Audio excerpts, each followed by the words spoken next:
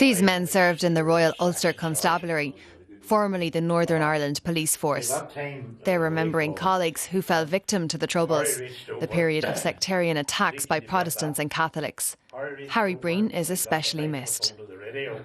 He was quiet and reserved in his personality, although he had a fantastic sense of humour when it came to boosting morale. Breen was Chief Superintendent here in Tandragee. He trained police officers and was a respected teacher in the force. He didn't need to be severe. This was the unique thing about him. He didn't need to be harsh or severe.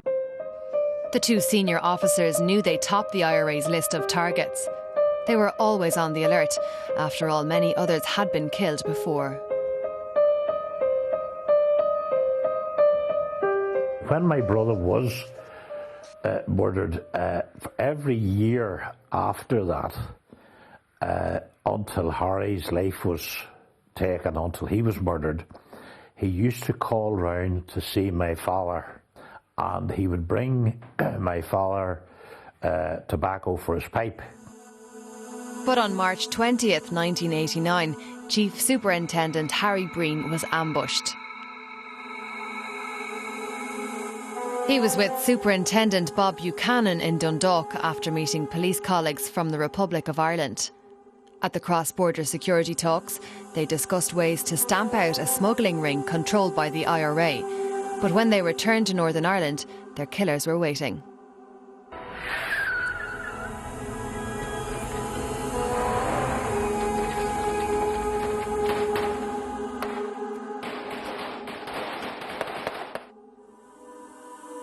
Questions remain over how the terrorists knew when and where the two men would be crossing the border.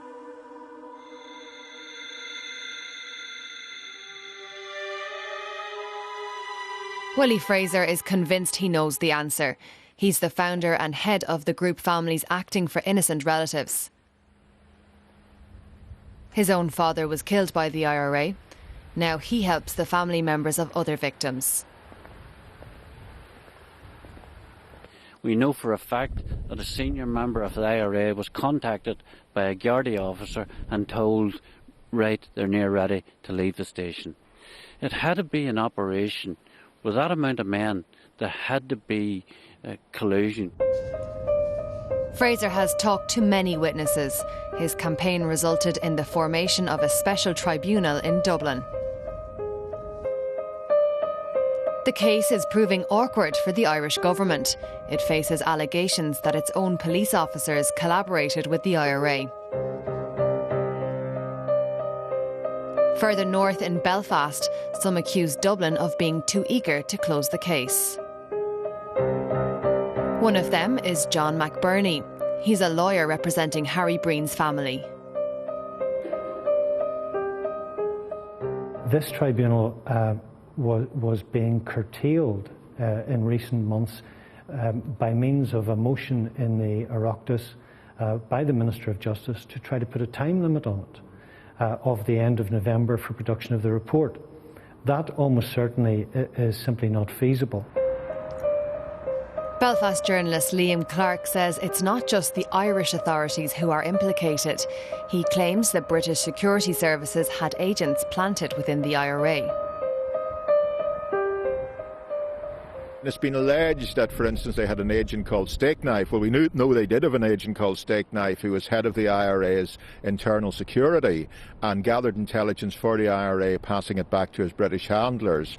Now, it's been alleged that Steakknife had been receiving information from the Garda and may have known about this murder in advance. If that's the case, it would open up a can of worms. Why did the British Army not prevent it? Some speculate that the British didn't want to blow Steakknife's cover. What was more important, the information coming from a top British agent or the lives of the two Irish policemen? More than 20 years after the murder of Harry Breen and Bob Buchanan, the truth could be about to surface. And their friends and colleagues in Tandragee may soon know whether and by whom they were betrayed.